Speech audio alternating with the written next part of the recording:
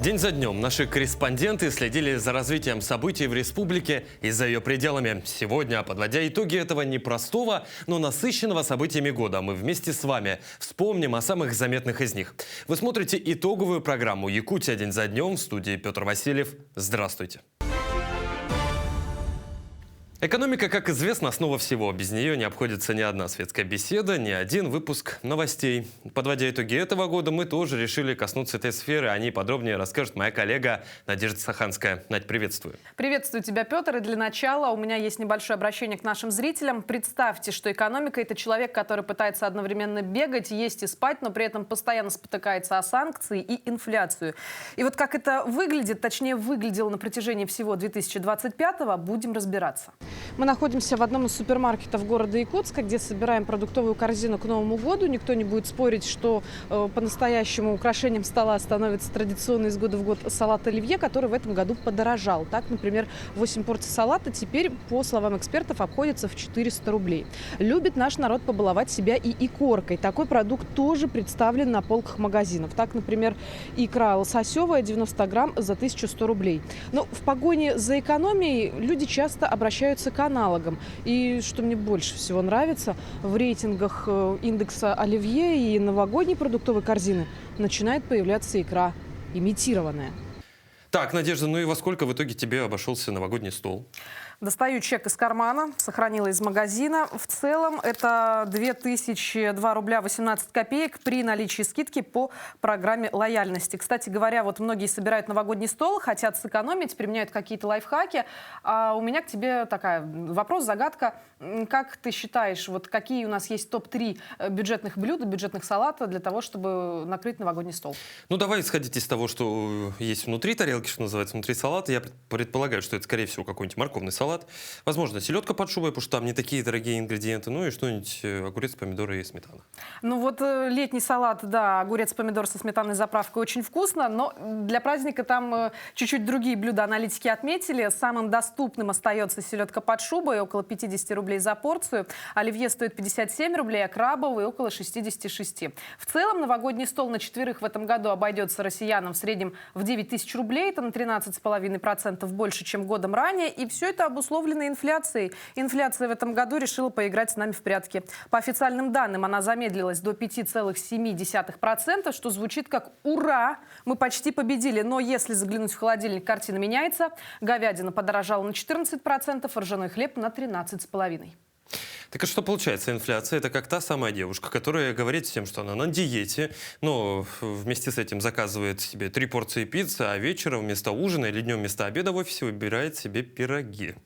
Да, вот, кстати, о пирогах. Представь себе семейное застолье, на котором пока еще никто не переругался, но в центре стоит большой пирог. Сочный, скажем так, человек на 10, и каждый хочет урвать кусочек. Но если резать слишком щедро, завтра будет кушать нечего. Вот так примерно и выглядит принятие бюджета. Но верховный главнокомандующий успокоил разом почти всех, когда на пресс-конференции задели за живое семейную ипотеку. Семейная ипотека должна быть направлена не столько на поддержку строительного сектора, сколько на поддержку семей с детьми. Семейная ипотека уже расширена на вторичное жилье в городах с низким уровнем строительства. Власти смогли сохранить льготную ипотеку, несмотря на сложности с балансировкой бюджета, заявил Владимир Путин во время прямой линии. С первичного рынка, понятно, значит, ипотека семейная работает, она наполняет жизнью строительный сектор, но даже в этом случае, даже там и тогда, где и когда разрешено приобретать жилье со вторичного рынка, все равно еще есть целый ряд вопросов, связанных с тем, чтобы эта мера поддержки была направлена не только и не столько в данном случае на поддержку строительного сектора, сколько на поддержку семей. Также под занавес года Центробанк предупредил об ускорении инфляции. Сейчас, по словам госпожи Набиуллиной, рост цен в России замедлился и опустился до минимума за 5 лет, менее 6%. Глава регулятора добавила, что снижение ключевой ставки в будущем не будет автоматическим. Центробанк будет реагировать на ситуацию постепенно и осторожно. 19 декабря регулятор в 5-й раз в этом году снизил ключевую ставку. Она опустилась с 16,5% до 16% годовых. Разница между уровнем инфляции, она у нас в конце года, как я уже сказал, будет меньше 6%, 5,7, 5,8, может 5,6. Вот, а ключевая ставка сохраняется на уровне 16%. Ну а по итогам этого уходящего года валовый региональный продукт республики превысит прошлогодний уровень. Положительная динамика промышленного производства остается основным источником доходов бюджета. В этом году в государственный бюджет поступит 210 миллиардов рублей собственных доходов. Это на 4% больше, чем в прошлом году. Бюджет республики на предстоящие 3 года формировался в непростых условиях. Я благодарю Государственное собрание Илтумен и правительство республики за конструктивную работу и достижение общего баланса решений. Главное, бюджет остается социально ориентированным. Так, общий объем расходов на 2026 составляет 349 миллиардов рублей. Половина средств, как правило, направляется на здравоохранение, образование и социальную защиту. Ко второму чтению республика получила из федеральной казны дополнительные 28 миллиардов, что позволило укрепить ключевые направления и обеспечить устойчивость бюджета на следующий год. Народные депутаты детально интересуются доходной, расходной частью бюджета.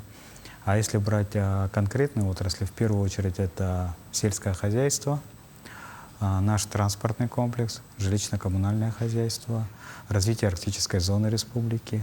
Ну и социальная сфера всегда в приоритете внимания у наших народных депутатов. Работа у нас по всем направлениям идет достаточно напряженная, но достаточно, можно сказать, что мы находим общий язык, конструктивный диалог у нас есть.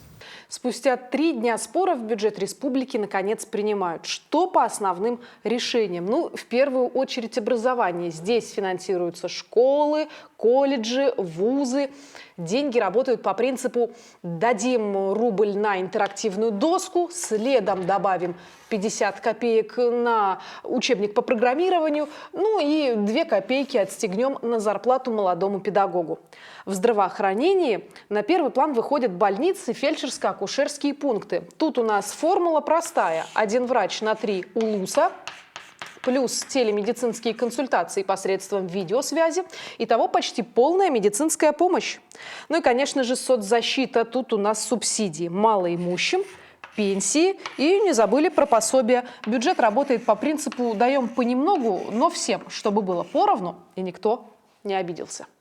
Вывод. Региональный бюджет – это как бутерброд с олениной. Снизу добыча, основа, без которой все развалится. Посредине социальная сфера, чтобы люди не ушли в тайгу. Ну а сверху инновации для красоты, чтобы сказать, мы не только копаем, но еще и думаем.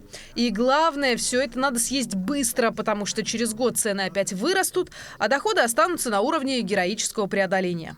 Но и это еще не все. Мы чуть было не забыли про топливно-энергетический комплекс. На юбилейном Восточном экономическом форуме наша республика приняла самое активное участие. Например, именно во Владивостоке мы узнали, что газоснабжение получат жители отдаленных сел Верхневилюйского района. Дома просто об этом говорить, видимо, как-то не принято. Все больше в кулуарах федерального форума. Надежда, не забывай, что главное это по итогу, прости за каламбур, итог. Получается, все, что добываем, это основа экономики и основа нашего благополучия и развития. Инвестируем, то есть делаем запасы на будущее, технологии, чтобы становились у нас лучше, а работа безопаснее. Планируем, самое главное, с оглядкой на будущее и заботой о людях. И что самое важное, мы не сдаемся, ведь каждый километр трубы, каждая новая скважина, каждый киловатт зеленой энергии – это маленький шаг к большим будущим победам.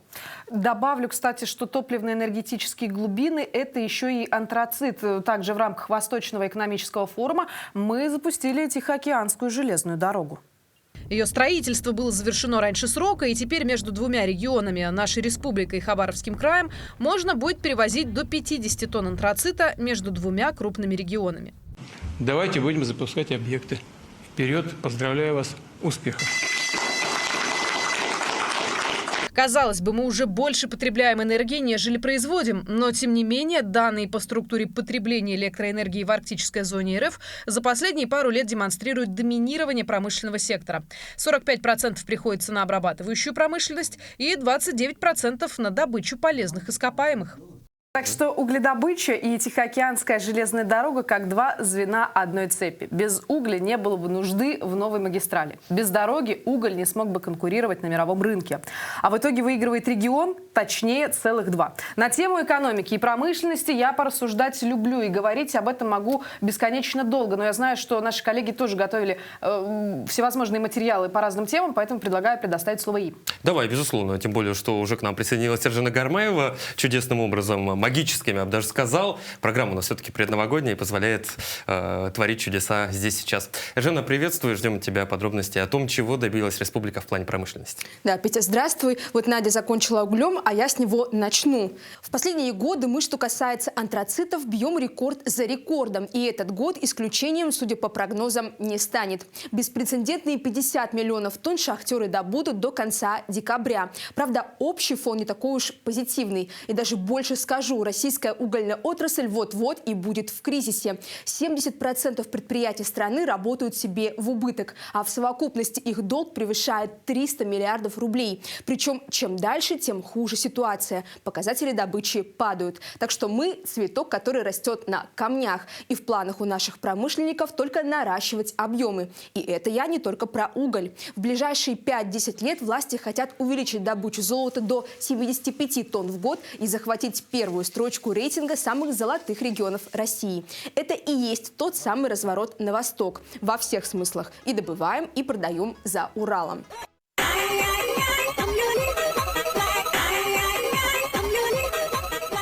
Да и вообще, это уже общепризнанный факт. Будущее промышленности не за истощенными запасами Европы, а за Дальним Востоком. Дальний Восток – это основа нашей сырьевой базы. Республика Саха-Якутия – это квинтэссенция Дальнего Востока с точки зрения специалистов по минерально-сырьевой базе. Здесь максимально сосредоточены практически все перспективные виды сырья, от углеводородов до угля, до рудных полезных ископаемых. Здесь очень большое будущее, и все ресурсы, почти все ресурсы федерального финансирования, например, геологоразведки, идут на Дальний Восток и в первую очередь на Якутию. Но сколько конкретно богатств скрывают наши недра – вот самый важный и интригующий вопрос. И ответит на него федеральный проект «Геология. Возрождение легенды». Одно название чего стоит. Но тут, как и везде, впрочем, все упирается в… Бабки, бабки, бабки! Итак, 36 миллиардов рублей используют на разработку 70 объектов. И треть из них, к нашей радости, в Якутии. Программа масштабная, на 10 лет это минимум то, что рассчитано. Конечно, работы предстоят колоссальные. Уже на 25-27 годы предусмотрено более 18 миллиардов рублей в федеральном бюджете. Это более 1,5 десятков объектов. Это и по золоту, поиску серебру, графиту, по алмазам, нефти, газ, то есть все то, что формирует будущее, формирует перспективы. Не забываем, что это, как говорил классик «Сила Земли», прежде всего киловатты. Но есть одна загвоздка. Запасы эти очень-очень далеко, в Арктике, что влечет за собой сложности. Суровая природа и логистика, дамы несговорчивые. Однако мы придумали, как превратить бак в фичу. Эту колоссальную энергию можно использовать прямо там, на холодных берегах, для майнинга и дата-центров. Такой, кстати, в Якутии уже запустили, в Вилюйском районе. Но мы идем в ногу со временем по всем фронтам. Не нужно быть большим техногиком, чтобы знать, ни один телефон, ни один электрокар нельзя собрать без редкоземельных металлов. И за ними уже началась настоящая охота в мировом масштабе. Если вы помните, одна из самых громких сделок этого года между Украиной и США как раз об этих полезных ископаемых. Сейчас 60% всего рынка обеспечивает Китай, а может-то Якутия. Большие надежды мы возлагаем на Тамторское месторождение в Оленёкском районе, где, по оценкам ученых, скрыто больше 150 миллионов тонн руды. Ну а лучше меня обобщит тему со всеми ресурсами Арктики Владимир Путин. В ходе прямой линии президент заверил, что об энергодефиците на севере он знает. Эта тема понятна и известна, и мы обязательно ей будем заниматься.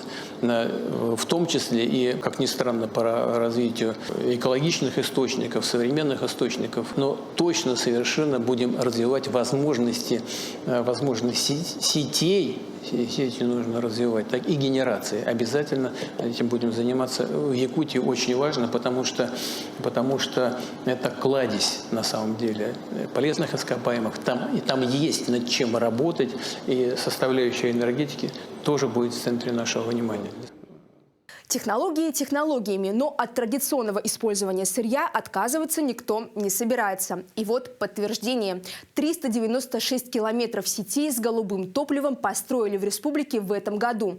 Такое количество газопроводов в такие короткие сроки никогда еще не появлялось в Якутии. Чем больше трасс, тем, соответственно, больше домов подключат.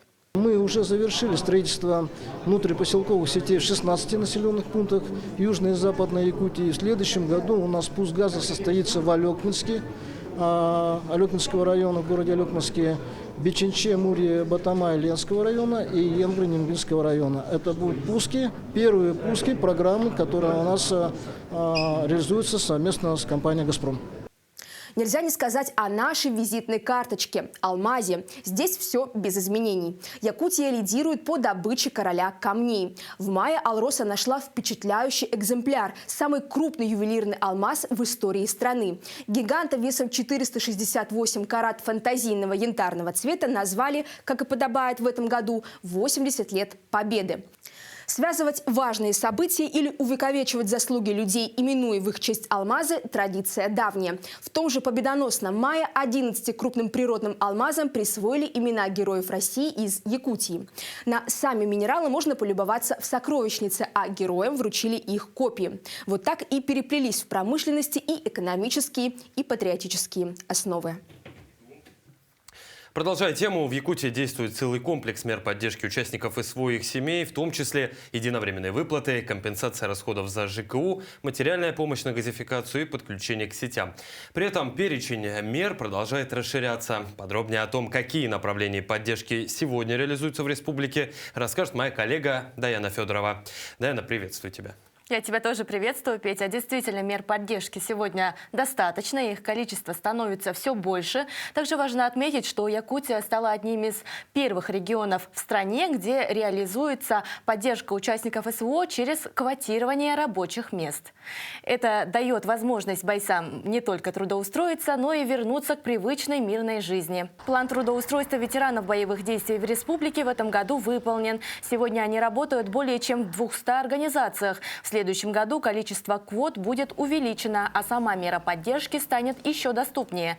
Она будет приравнена к условиям, действующим для граждан с инвалидностью. Так, для работодателей с численностью сотрудников более 100 человек квота составит 3%, а для организаций, где работает от 35 до 100 человек, 2%. Одним из тех, кто смог трудоустроиться через службу занятости, стал участник СВО Дмитрий Фомичев. В этом календарном году окончил свою службу. Был демобилизован по состоянию здоровья с зоны специальной военной операции. Обратился в портал «Работа России», Центр занятости, грубо говоря. И благодаря этому порталу и содействию с Фондом защитника Отечества был приглашен на ярмарку вакансий, где как раз-таки встретился с сотрудниками данного предприятия, прошел собеседование первичное и уже был приглашен на стажировку в филиал, где и по сей день работаю прекрасно. Дайна, но я считаю, здесь важно отметить, что меры поддержки у нас в республике распространяются не только на участников специальной военной операции, хоть это и приоритет текущих реалий, но, тем не менее, помощь получают и те, кто в них нуждаются, что называется, здесь сейчас. В этом году огромную поддержку оказали тем, кто пострадал от паводков в Аймиконском, Абыйском районах нашей республики, правильно?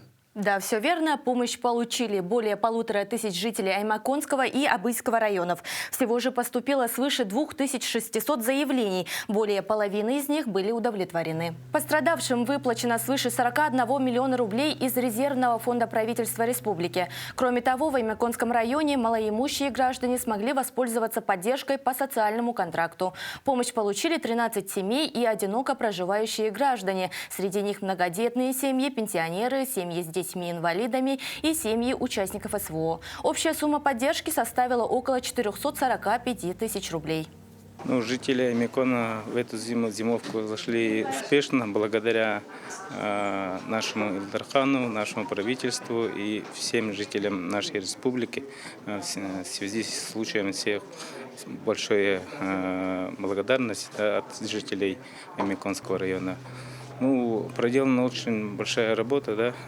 Восстановили все дороги, мостовые переходы, всем доставлено сено. Наши друзья меньшие тоже все как бы вошли в зимовку очень хорошо.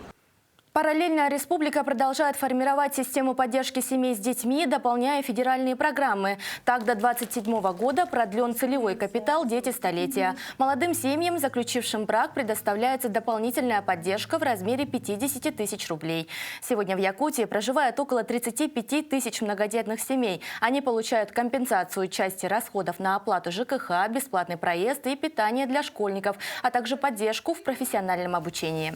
С прошлого года в Якутии работают семейные МФЦ. Сейчас действует 6 таких центров, где семьи могут получить помощь от юридической консультации до психологической поддержки. С начала работы центров услугами воспользовались более 6 тысяч семей, и более половины из них смогли преодолеть трудную жизненную ситуацию.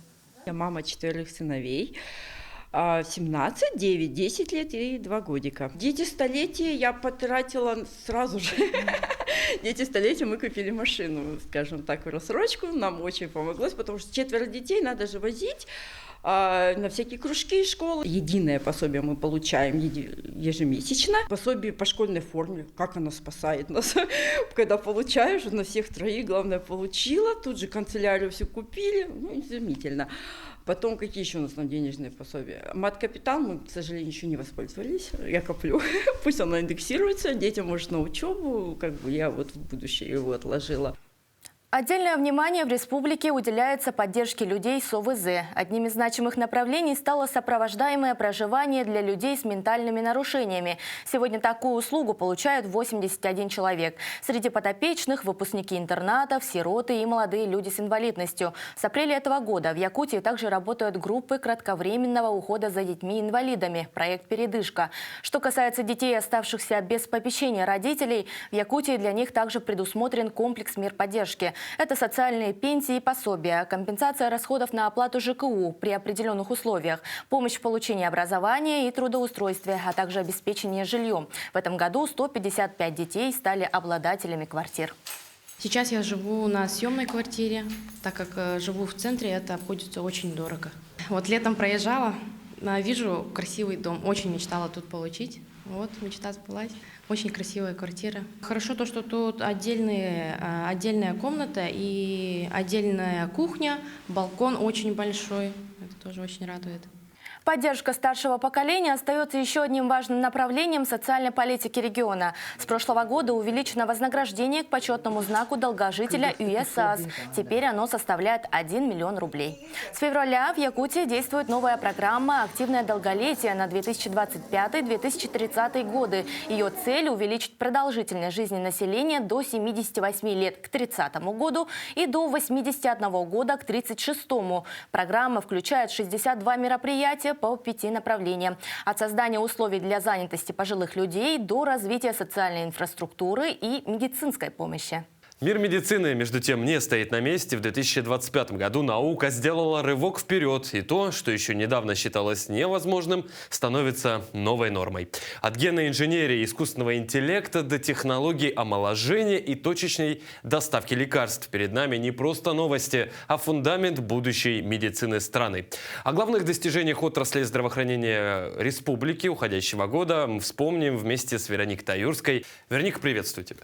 Петр, я тебя тоже приветствую. Одна из новостей этого года касаемо медицины, я думаю, новость номер 1, это новость о том, что изобрели у нас в стране лекарство от рака, вакцину от рака. Если быть точнее, давай подробнее о том, что она себя представляет.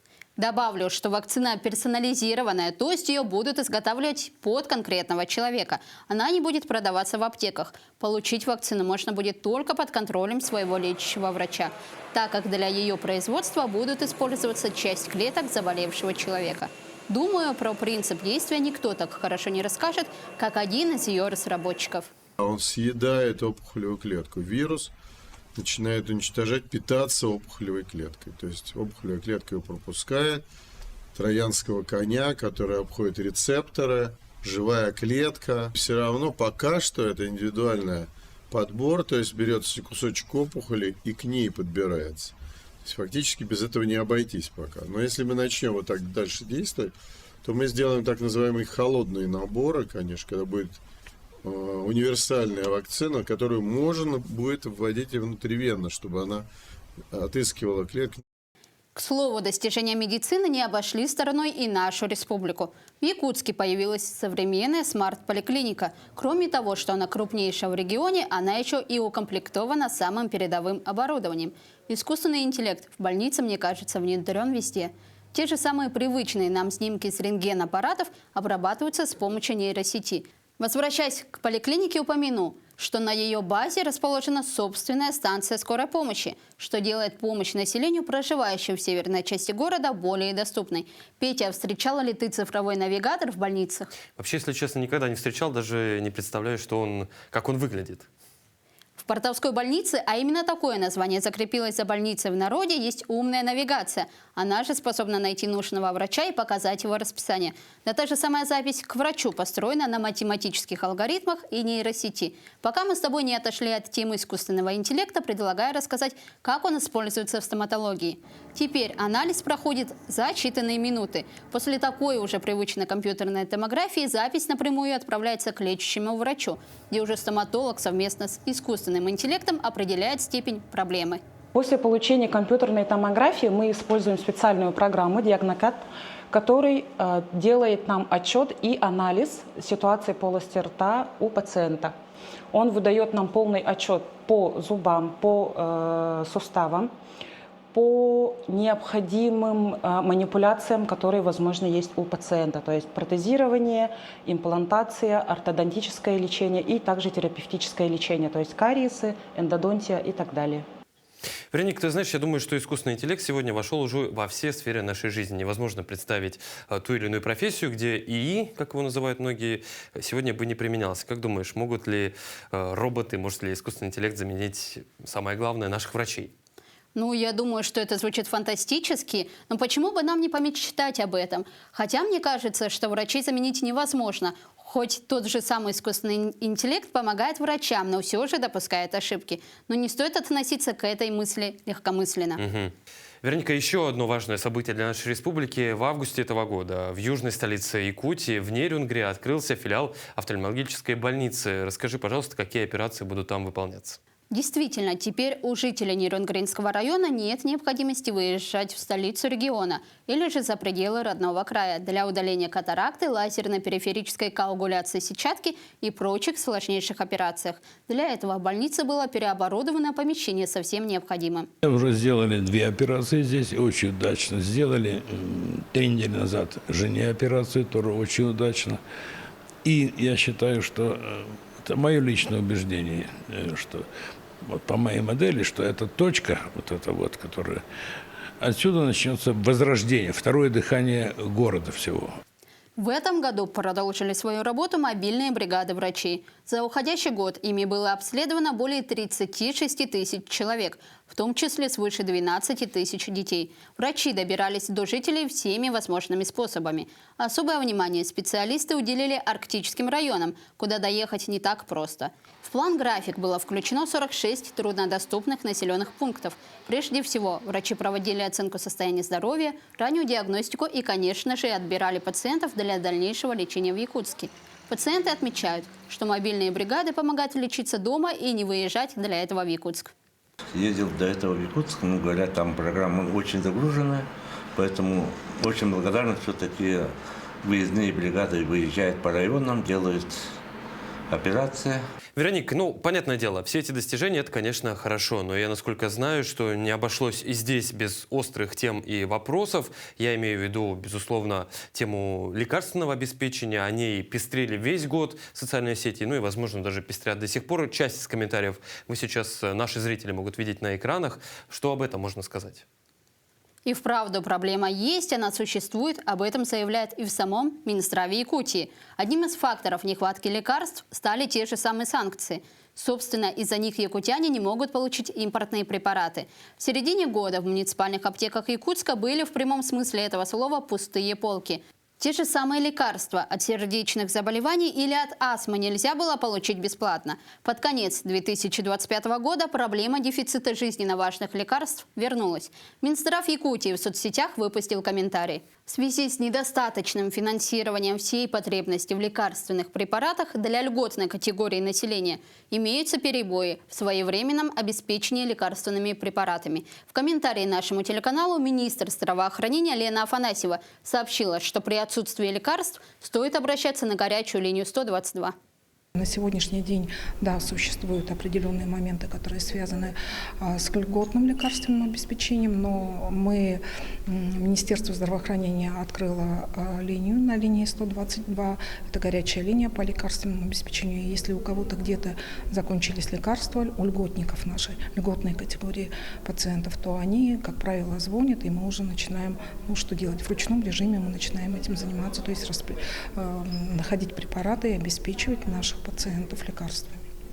По данным Министерства здравоохранения Якутии, в 2025 году более 198 тысяч человек были обеспечены льготными лекарствами. Из них 70 тысяч человек получают финансирование из федерального бюджета. Во время принятия бюджета на 2026 год правительство республики совместно с парламентом региона увеличили финансирование для бесперебойной поставки жизненно важных лекарств на 17%. Для этих целей будет предусмотрено 3 миллиарда 850 миллионов рублей. Напомню, что в 2024 году для обеспечения льготными лекарствами было выделено 2 миллиарда 100 миллионов рублей. Так же, как и на достижение медицины, год был богат и на события другого толка. Речь сейчас пойдет об острых, как скальпель, темах. Вспомнить о них мне поможет моя коллега Саргалана Неустроева. Саргалана, приветствую. Здравствуй, Петь. Я так понимаю, речь сейчас пойдет о скандалах. Скорее о резонансных событиях, но да. Вспомним об ошибках, чтобы в новом 2026 году их не совершать. Кстати, первая тема – моя личная небольшая победа. В январе 2025 года в редакцию телеканала обратились жители дома по улице Кальвица в Якутске. Причем журналисты для них стали чуть ли не последней инстанцией. Дело в том, что несколько лет подряд их дом круглогодично затапливался сточными водами. Рядом с домом пролегала прогнившая канализационная труба. В общем-то, она и была источником этой пахучей проблемы. С подъездов выйти невозможно, в квартирах вода бывает, вот в подъезде, где вода идет, и никому дела нет. Это канализация уже, не знаю, больше 40, наверное, лет. Канализация неизвестно, бесхозная. Раньше говорили, то какие у него относилось потом к водоканалу, а сейчас вообще говорят, она ничейная. Из-за постоянных потопов, да и просто с течением времени фундамент дома стал проседать и конструкция покосилась. В общем, ситуация должна была решаться комплексно. Тогда мне показалось, что простого освещения проблемы было недостаточно. Мы обратились в Народный фронт и вопрос не оставили без ответа. Как итог, проблема с гниющей трубой была решена. И работы у нас прошли. У нас теперь тем подъездом ушли они. Работают. Видишь как? Работа кипит. В подъезде полнейший бардак. Хоть лед отдолбили вчера. К слову, дом на тот момент не был признан аварийным, хотя было очевидно, что этот статус зданию необходимо было присвоить намного раньше. Тогда у жильцов появилась бы возможность переселиться в дома маневренного фонда. С другой стороны, проблем по этой линии тоже немало. Так, одной из самых нашумевших тем этого года стал случай с выселением многодетной матери Анастасии Решетниковой. В чем суть? Мама 5 детей, проживающая в доме маневренного фонда, получила извещение о выселении из-за признания здания аварийным. Причем в качестве предложенной на выбор альтернативы была квартира, затопленная сточными водами. Думаю, это интервью помнят многие. Мы зашли и обалдели. Мы как только открыли вот этот вот туалетный запах. Запах, грубо говоря, говна. Открыли. И на полу мы не поняли, что это такое. Отрывок из репортажа стал резонансным. Миллионы просмотров и тысячи комментариев, в которых пользователи сети возмутились действием ДЖО. История оказалась со счастливым концом. Уже в декабре Анастасия позвонила мне и поделилась радостными новостями. Семью переселили в новую чистую квартиру.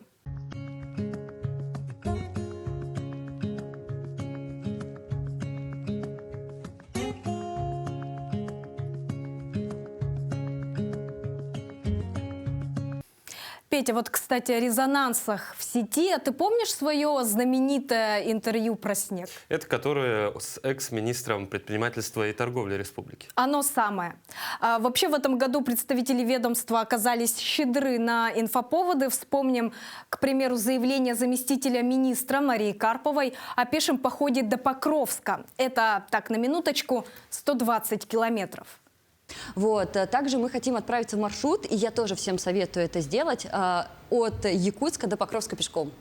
И каждые 120 километров, и каждые 30 километров там есть глэмпинги. К предложению замминистра отправиться в такое путешествие якутяне отреагировали скорее негативно. Но это не остановило чиновника, и уже весной Мария Карпова отправилась в поход, активно освещая его в соцсетях. «Снимаю шляпу, сказано, сделано».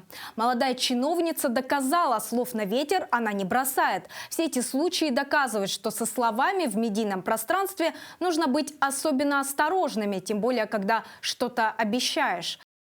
К примеру, певица Лариса Долина заявила о намерении вернуть все деньги за покупку квартиры по линии Лурье.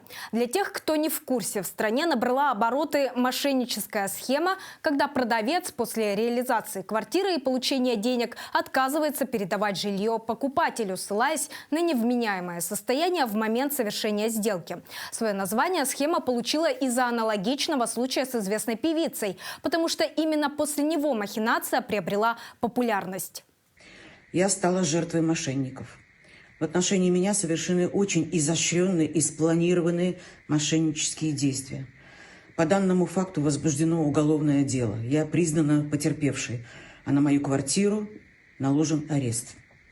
Предварительным следствием установлено, что мошенники находятся на территории Украины, и только что они выложили в соцсетях якобы от меня обращение чудовищного характера, в котором нет ни одного слова правды.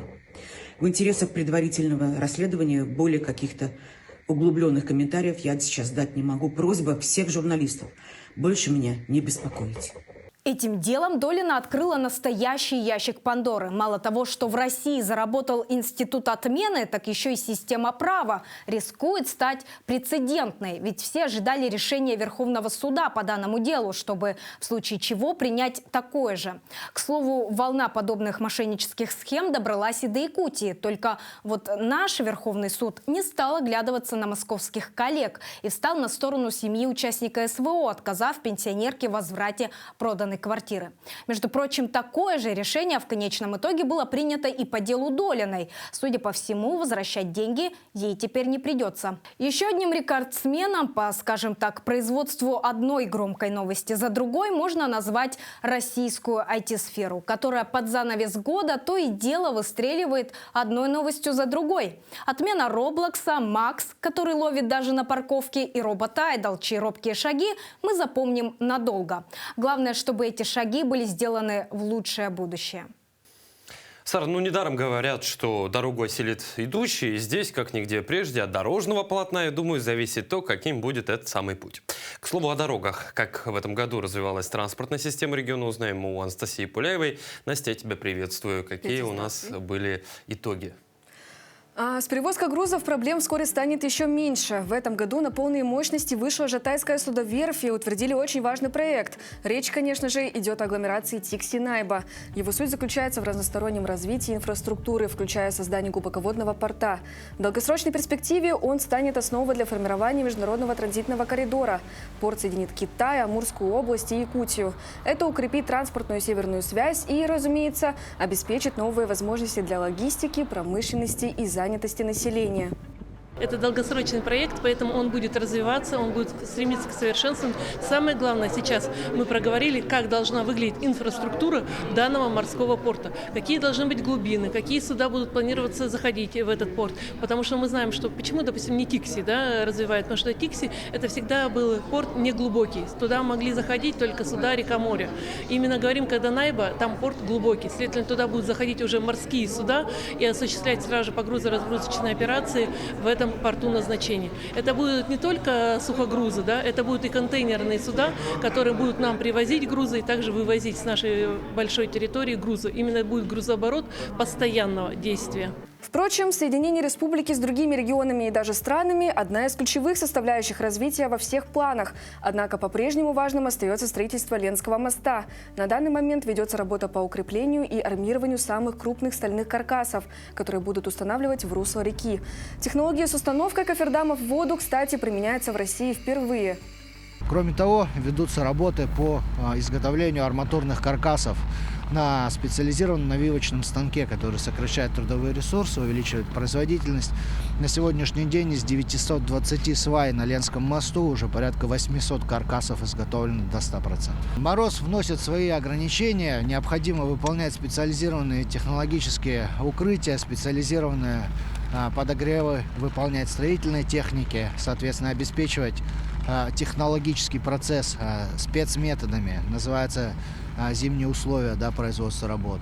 Нельзя не упомянуть и о стремительном развитии мультимодальной дорожной сети. Одним из ключевых проектов является возобновление смешанного пограничного перехода между Россией и Китаем Джалинда-Махэ.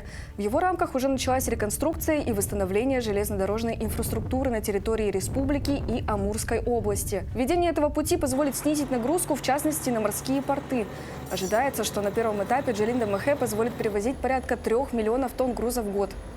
Здесь нужно отметить, что вторым этапом мы рассматриваем уже строительство совмещенного автомобильно-железнодорожного моста и, соответственно, создание железнодорожного пункта пропуска, что позволит увеличить нам грузовую базу от 10 до 20 миллионов тонн в год. Подводя итоги развития международного транспортного сообщения с нашей республикой, хочется сказать, что на сегодняшний день уже проведены все исследования, необходимые для обоснования транспортных коридоров. В их числе не только Джалинда-Махэ, но и железная дорога до Магадана, путь Мирный Ленск-Кропоткин и кругогодичная артерия Яна. Ее первый этап реализации на данный момент активно приводится в жизнь, а вот одного из участков планируется уже в следующем году. Действительно, в этом году проведена большая работа по развитию не только региональной, но и международной транзитной сети. Глубоководный порт Тикси-Найба, Ленский мост, Джалинда-Махэ, безусловно, все это большие ключевые объекты. Но не стоит забывать, я думаю, и о развитии региональной транспортной дорожной сети. Как здесь обстоят дела? В общем, есть чему радоваться. В 22 районах республики провели масштабный ремонт дорог. Если обобщить, то готов 281 километр полотна, в том числе 117,5 в рамках нацпроекта «Инфраструктура для жизни». А чуть больше 96 километров из них – это региональные трассы. Стоит отметить и опережение планов по капитальному ремонту 4 мостовых сооружений. Их общая протяженность составляет 249 погонных метров, что в 2,5 раза превысило установленный показатель. Опережающими темпами ведутся работы и на автомобильных трассах. Ремонт дороги Барагон-Танда, например, превысил ожидания на 5 километров, а на подъезде к Ангаласам завершили асфальтирование на год раньше. Также досрочно ввели в эксплуатацию участок региональной трассы НАМ и продолжается реконструкция дорожного полотна УМНАС на участке от Владимировки до Табаги. По поручению президента создан Фонд развития инфраструктуры воздушного транспорта. За счет средств из него с 2025 по 2030 планируется капитальный ремонт 16 аэропортов. Большая часть из них находится в северных районах. На данный момент ведутся работы по реконструкции воздушных причалов в Алекминске, Полярном и в городе Мирном. Также по-прежнему важным остается и сам транспорт, в том числе и общественный. Мы в этом году закупили 3 вертолета Ми-8 МТВ, и буквально вот в эти дни выходит партия из 50 автобусов для города Якутска с завода «Волгабас». И, соответственно, эти автобусы большого класса скоро выйдут на линию, соответственно, обновят парк общественного транспорта в городе Якутске. По сравнению с прошлым годом протяженность отремонтированных дорог сократилась, однако увеличился масштаб реализуемых проектов. Говоря об этом, мне хочется верить, что каждый километр ведет нас к новым возможностям и ярким перспективам. Ну что ж, дороги можно сравнить с кровеносной системой организма. От их состояния зависит и развитие промышленности, я думаю, и туризма, строительства, снабжение жителей отдаленных территорий необходимыми товарами, доступность медицины и образования. И, к слову, о последнем. Будущее страны определят сегодняшние дети и молодые люди, инициативные, широко мыслящие, готовые брать на себя ответственность и действовать в команде, умеющие ставить цели и их добиваться. Для этого у нас в республике строят современные школы и кампусы, проводят научные олимпиады и творческие конкурсы, поддерживают международное молодежное сотрудничество и развивают лучшие практики обучения. Главные моменты в сфере республиканского образования вспоминал Тимур Колмогоров. 2025 год ознаменовался началом масштабного строительства более 40 школ и детских садов по всему региону. 8 из них в этом году уже открыли свои двери детям. Одним из таких объектов стала школа номер 40, гордо носящая имя первого президента республики Михаила Ефимовича Николаева.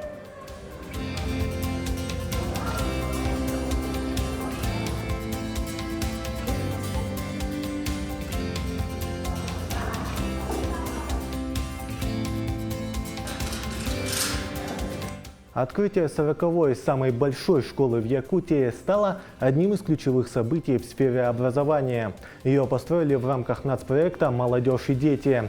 Для более чем 1000 учеников были обустроены спортивные залы, медблок, библиотека, мастерские, а также одна из самых просторных столовых на 540 мест. Помимо традиционного обучения, здесь дети могут сделать первые шаги в будущую специальность. Это инженерный класс, и также есть медицинский класс и педагогический класс. Поэтому мы, когда дети поступали в эту школу, когда мы проводили собеседование, анкетирование, не только с детьми, но и с родителями, мы все учли. Также у нас в школе есть предпрофильные классы. Это у нас начинается с 7 класса, естественно-научный класс, физико-математический класс и класс предпринимательства.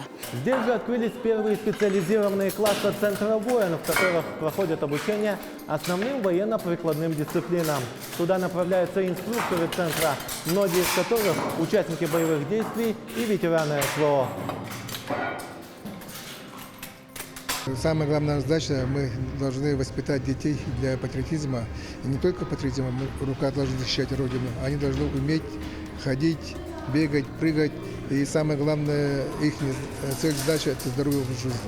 Каждым годом, но больше и больше становится. В этом году мы обучили 1763 курсанта.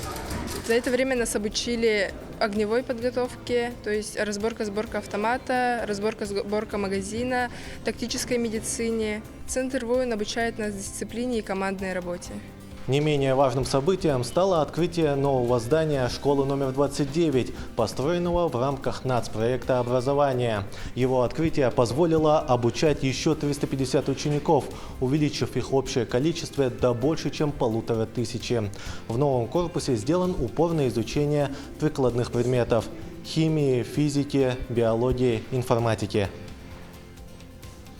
Сами ребята загорелись, потому что и оборудование новое, им все это нравится.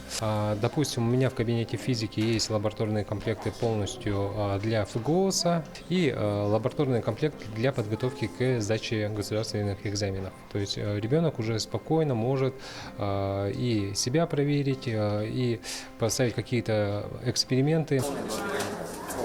Новый корпус – это, конечно, 100% очень хорошо, потому что детей стало больше, образование легче, приятнее, и учиться здесь комфортнее. Ну и какой-то новый шаг к более цифровой учебе, чтобы и дети больше осваивали, и учителям было легче. В этом году Якутия заняла 21-ю строчку из 85 регионов России по качеству сдачи государственной итоговой аттестации. В 2024 году она занимала 39-е место, а в позапрошлом – 68-е. Значительный скачок в этом позволили сделать анализ деятельности образовательных заведений, а также качественная работа с профессиональными кадрами. проанализировали большие данные по штатным расписаниям каждого образовательного учреждения по республике. Да, выявили, конечно, к сожалению, и отрицательные моменты, да, где есть перекосы, а также положительный опыт. Так и тем самым мы приводим к единообразию штатное расписание, выводим на справедливый баланс, где и нормативы финансирования, и количество обучающихся, и работников будут сопоставимы, да? При этом с учетом наших региональных территориальных особенностей. 2025 год был примечателен и другими не менее важными событиями. Так, празднование круглой даты 80-летия Великой Победы, организация Всероссийской Олимпиады школьников и введение новых предметов и курсов в учебный процесс. Тем самым в этом году Якутия стала одним из центров образования России. Настало время поговорить о сфере, которая играет ключевую роль в жизни любого человека, формируя его личность, ценности и поведение. Передает знания, традиции от предков потомков, фиксирует дух времени, отражает проблемы и достижения общества, а также помогает решать социальные проблемы, вдохновляя на творчество, инновации, экономику и другие сферы. Дорогие зрители, вы, скорее всего, уже догадались. Это культура. Марфирина, я тебя приветствую. Очень много значимых событий произошло в этом году. Давай поговорим о наиболее ярких. С чего начнем? Приветствую тебя, Петр. Действительно, культура связывает и сопровождает нас во всех сферах и в жизни в целом. Было непросто писать эту подборку, решила заострить внимание на масштабных мероприятиях, отражающих наш национальный колорит. Как отметил президент России на прямой линии, культура Якутии уникальна. Сочетает древние традиции тюркского народа Саха с влиянием православия, а в последнее время получает признание на высоком уровне за талант народа. Итак, начну я с исторического события, которое является наглядным примером, демонстрирующим слияние современного и традиционного. Впервые якутский балет одержал победу на престижном театральном фестивале «Золотая маска». По итогам 31-го Всероссийского театрального фестиваля Государственный театр оперы и балета стал обладателем сразу 3 премий «Золотая маска». Награду за лучший спектакль в номинации «Балет» получила постановка «Сияющий камень» Мария Кузьмина. Удостоена премию за лучшую женскую роль. За лучшую работу художника по свету наградой отмечен Иван Шанровский. Церемония награждения прошла в Казани. Предлагаю посмотреть эксклюзивные кадры.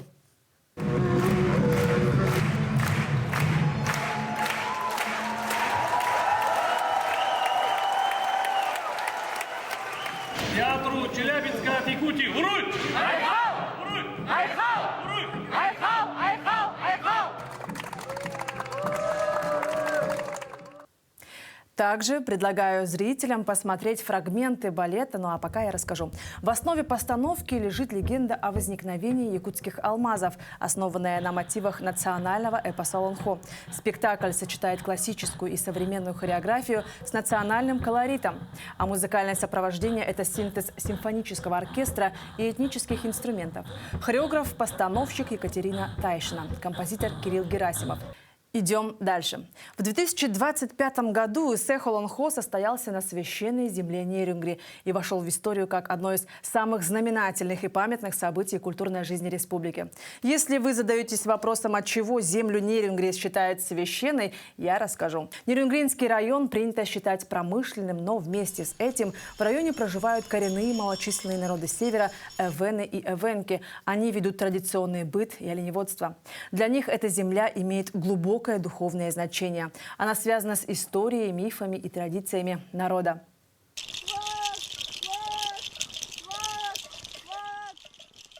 В течение 3 дней на священной местности Тастах воспевали традиционные культуры народов Якутии.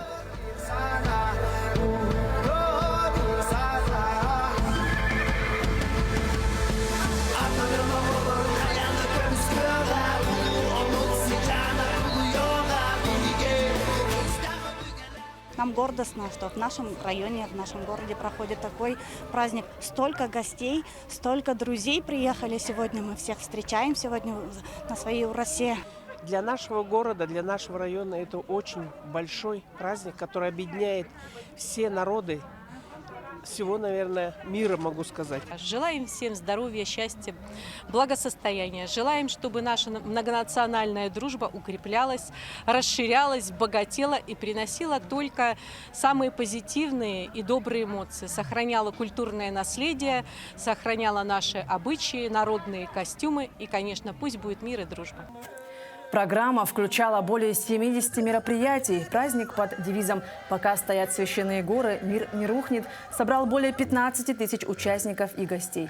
Проводились различные обряды. Большой интерес вызвал ритуал по выплавке железа из местной руды. В нем принял участие глава Якутии Айсен Николаев. Все этапы выплавки были исполнены, как и сотни лет назад, нашими предками-кузнецами. Из года в год я с удовольствием принимаю участие в этом ритуале. В этом году железная руда была доставлена с реки Алдан, с Татинского улуса, Сустатты. Мы готовили все здесь мастера Чурапчинского улуса. И я считаю, что вот эта традиция, это умение, которое передается веками из поколения в поколение. Оно сейчас получило у нас очень серьезное развитие в республике. Много мастеров, которые делают и знаменитые якутские ножи, и хомусы, и другие различные приспособления и предметы. И уверен, что вот сейчас с появлением вот такого хорошего тоже тюгюльга здесь, в Нерюнгри, это искусство здесь будет также уже возрождаться и развиваться. Также яркое событие во всей красе, демонстрирующее культуру братского народа татар, состоялось в Якутске. Это федеральный Сабантуй. Его посетили около 50 тысяч человек. В Якутске построили городок, возвели татарское подворье, который был оформлен в татарском национальном духе. Тут, национальные обычаи битинде. Это вот наша одежда, украшение дома, как в старину. Женщины сами руками украшали дом. Вышивали, плетили, вязали. Вот как раньше, вот так было, вот представьте, вот это, конечно, современная вышивка. Все в национальном орнаменте, национальных цветах, как положено. Проводились народные игры, а они – душа Сабантуя. Была дегустация и мастер-классы по национальной кухне. Это и блины из 15 литров теста, и чай из самовара на 150 литров. Приготовили плов и шурпу, на которых ушло 6 барашков. Выступали артисты с постановками, танцами и песнями. Был показ фильмов от татарских режиссеров. Я была на гала-концерте.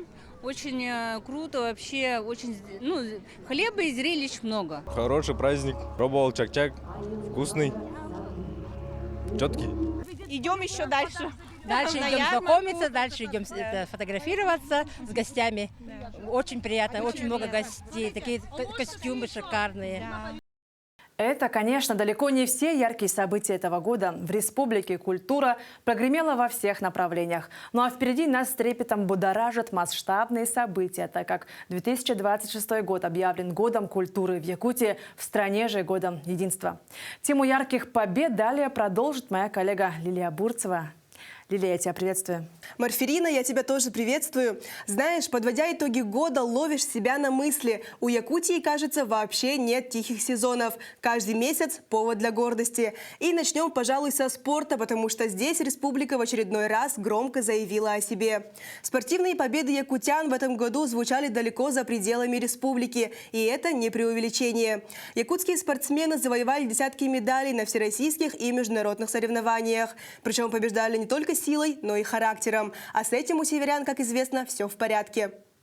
Особенно ярко проявили себя борцы, боксеры и представители национальных видов спорта. Якутская школа вольной борьбы вновь подтвердила свой высокий уровень, а имена наших чемпионов стали предметом гордости для всей страны. В ноябре в Якутске прошел международный турнир по вольной борьбе памяти заслуженного тренера СССР и России Дмитрия Коркина. Турнир, который давно перерос рамки спортивного события и стал настоящим брендом республики.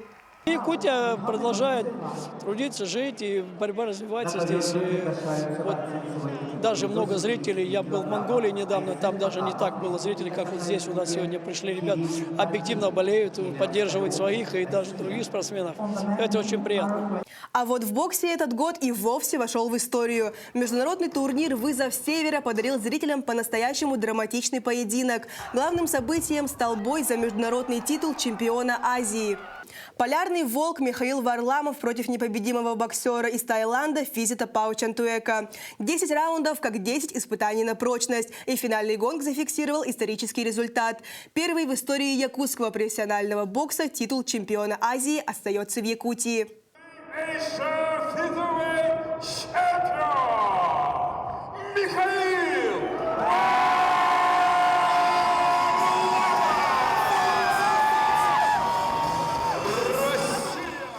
Не менее уверенно Якутия заявила о себе и в сфере культуры, особенно в кинематографе. Якутское кино в этом году продолжило покорять фестивальные площадки. Фильмы наших режиссеров получили престижные награды в России и за рубежом, а якутский кинематограф все чаще называют уникальным культурным явлением. Картины, снятые на родном языке и основанные на национальных традициях, находят отклик у зрителей по всему миру. У нас были показы в Индии, в Китае, во Франции, в Турции и еще в ряде стран.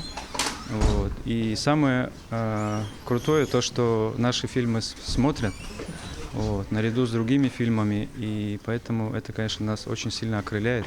То, что, оказывается, у нас есть большой потенциал показывать то, что мы интересны миру.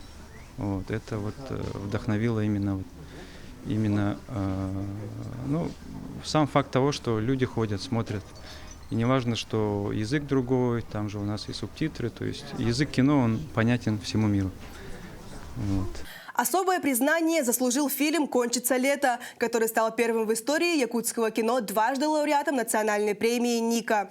За год его сборы составили более 50 миллионов рублей. В основе сюжета история двух братьев. Главный герой Кеша возвращается в родной поселок и устраивается в золотодобывающую артель. Но здесь его обманывают, и он остается без работы. Парень решает отомстить, похищает золото и вместе с младшим братом Тимой пускается в бега. Мы посетили фильм «Кончится лето», и хотелось бы сказать, что это очень непривычный взгляд для якутского кинематографа.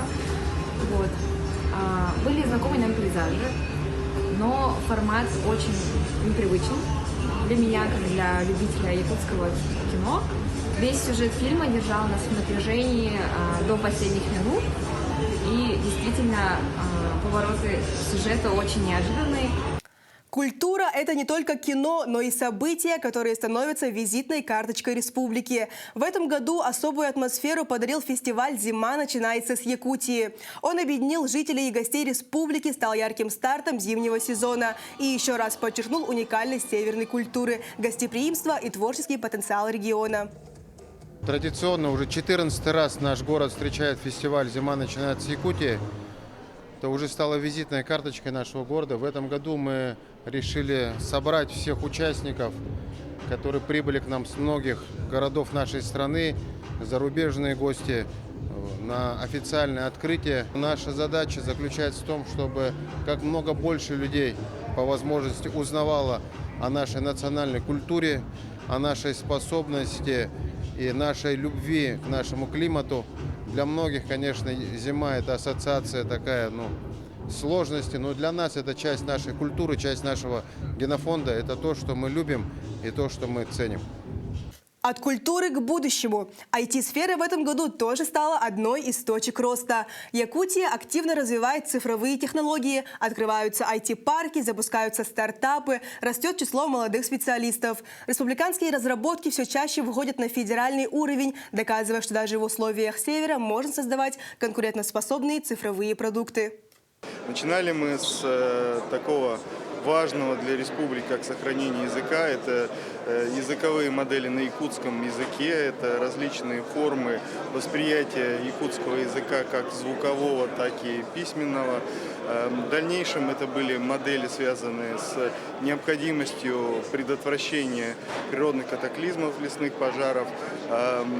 Два прорыва этого года, я считаю, это защита от кибермошенничества. И второй очень тиражируемый и востребованный проект – это помощник муниципального служащего. Уверен, что качество таких проектов, продуктов будет увеличиваться, потому что успех – это вещь очень заразительная, притягательная. Ну и самое главное, что мы в следующем году также продолжим финансирование и сотрудничество с лабораторией искусственного интеллекта вместе с правительством и вместе с университетом. И, пожалуй, одно из самых масштабных событий года – телекоммуникации. Крупнейший телекоммуникационный проект страны, который обеспечит высокоскоростным интернетом арктические районы Якутии. Это настоящий прорыв. Доступ к связи и цифровым сервисам откроет новые возможности для образования, медицины, бизнеса и качества жизни жителей Крайнего Севера. Проект был, по сути дела, инициативой республики, инициативой конкретных людей, которые, так сказать, добились того, что федеральный центр эту программу нам согласовал, и мы сейчас это будем делать. И этот проект делается во благо людей и во благо будущих, так сказать, недропользователей, потому что без связи инфраструктура невозможна, и связь является ее неотъемлемой частью, а арктическая зона – это потенциальные недра и, значит, так сказать, ресурсы нашей страны, которые будут недропользователям доступнее в том числе. Лилия, получается, этот год стал таким своего рода фундаментом, заделом на будущего и для будущих побед. Именно так. Победы в спорте и культуре, масштабные стройки, технологические прорывы – это все говорит о том, что Якутия уверенно движется вперед, сохраняя свои традиции и одновременно смотря в будущее. Лилия, ну что ж, спасибо. Ну а это были громкие победы и достижения года, яркие, значимые и по-настоящему вдохновляющие для всей республики. Восточный календарь готовит нам смену символа. В свои права уже совсем скоро вступает огненная лошадь. Знак энергии, силы и стремительного движения. Что же это значит на практике, как правильно встретить этот период и чем это животное важно не только в гороскопах, но и в реальной жизни, узнаем из материала Дарьи Короленковой.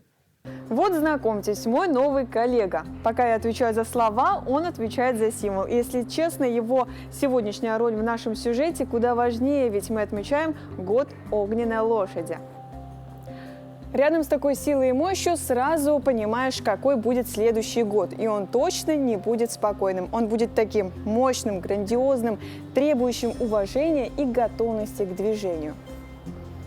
Кстати, как мы все знаем, в Якутии лошадь не просто животное, а основа жизни и герой легенд. Это древний спутник, кормилец и герой эпосов Олонхо. Год огненной лошади – это мощное напоминание о нашей связи с природой, о силе духа и стремительном движении вперед, несмотря ни на какие морозы. Это год, когда традиционная мудрость даст огоньку для современных свершений. Но сила лошади не только в скорости или мясе, это еще и мощная терапия. В Якутске, например, иппотерапия очень развита. В местных конных клубах занимаются и дети с ОВЗ, и пенсионеры, и просто любители лошадей. Руководитель одного из клубов Лидия Донцова давно уверена, исцеляющее взаимодействие начинается уже с порога конюшни. Чем отличается лечебная верховая езда от иппотерапии? Иппотерапия предполагает не воздействие всадника на лошадь, то есть он не управляет ей, он только сидит, либо лежит, если сидеть не может, ну и, соответственно, выполняет различные упражнения с гантелями, ноги поднимаем, закидываем, крутимся на лошади. Лечебная верховая езда – это уже с воздействием на лошадь. То есть мы уже полноценно учимся ездить верхом, управлять лошадью, останавливать ее. За многолетний опыт работы Лидия может точно сказать, лошади подходят многим. И детям с ОВЗ, и тем, у кого проблемы с опорно-двигательным аппаратом, остеохондроз, сколиоз. А в некоторых случаях иппотерапия может помочь даже при таких сложных вопросах, как женское бесплодие. Конечно, это не панацея, но мощный вспомогательный метод. И в Сибири, допустим, очень хорошо ее практикуют, иппотерапию именно от бесплодия. Ну, как она работает, да? Мы сидим верхом, у нас идет очень хороший прогрев. Все-таки лошадь теплее, чем всадник, и такой плавный прогрев идет мышц, ну и, соответственно, органов тазового дна. Прилив крови идет в тазовое дно, очень хорошо прорабатываются внутренние мышцы. Чтобы задобрить огненного скакуна, советуют готовить сладкие блюда. Но я начну с самого малого, с символического угощения. И действительно, встречать год нужно с открытым сердцем и щедрым столом. И хорошо бы поставить то, что оценит столь сильное и свободолюбивое животное. Приготовьте блюдо не только из сладкого, но и из цельных злаков, каши и ароматный хлеб. И обязательно что-то сочное, например, тушеное мясо с ягодами или морковью, чтобы жизнь была такой же сладкой и полноценной. Кстати, и конина вполне может занять достойное место на новогоднем столе. Жеребятину надо есть, потому что для других народов это, допустим, жеребятина это как база продуктов. А у нас это как традиционное, если большие праздники и так далее, то есть как же без кровяной колбасы, хага, ребер. Вот, поэтому я думаю, это что можно. Сейчас предпочтительнее стало, чтобы все было легко. То есть, когда либо если это утка, то без косточек. То есть можно было просто нарезать и сразу кушать. Вот, и думаю, обязательно должна быть строганина, либо индигирка. Вот. И легкие салаты. Говорят, год будет сулить перемены, энергию и драйв. Не просто лошадь, а стихия пламени в яростном галопе. Год стремительных перемен, неудержимой энергии и ярких побед. А вот какие победы должны быть у вас, как у знаков зодиака, сейчас узнаете. Овны, для вас этот год триумфа. Ваша огненная энергия совпадает с энергией года. Ждите прорыва в карьере и личных проектах. Но старайтесь не сгореть на работе. Берегите нервную систему. Тельцы, лошадь заставит вас выйти из зоны комфорта. Год принесет финансовую стабильность, если вы решитесь на перемены. Например, смену работы или инвестиции. В личной жизни важна верность традициям.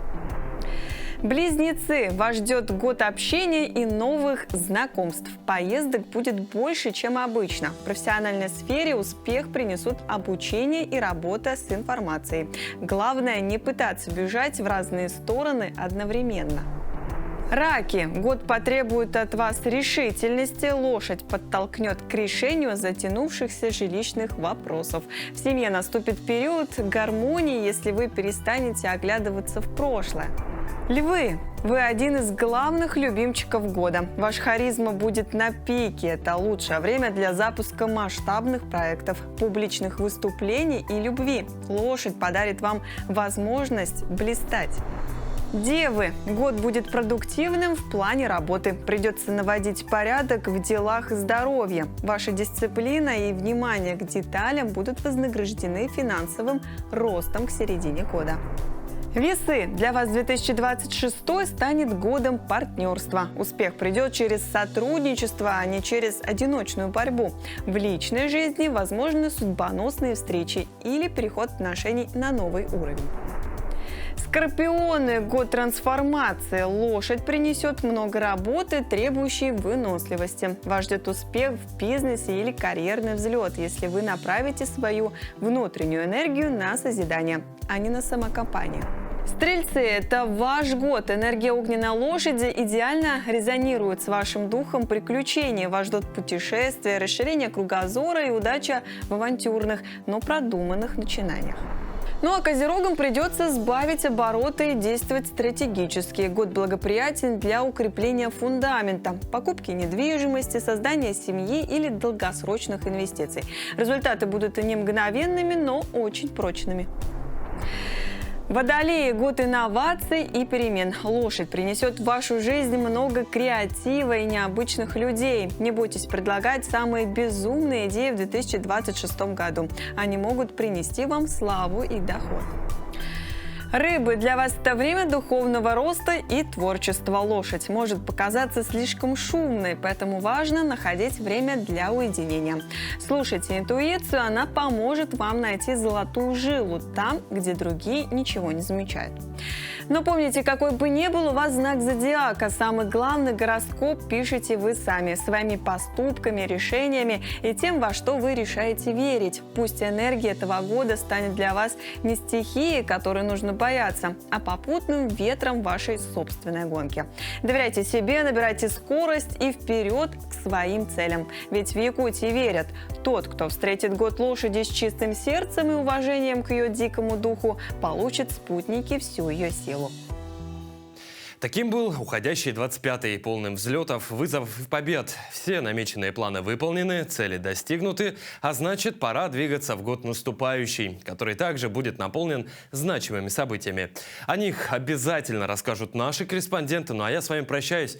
Всего доброго и с наступающим новым 2026 годом.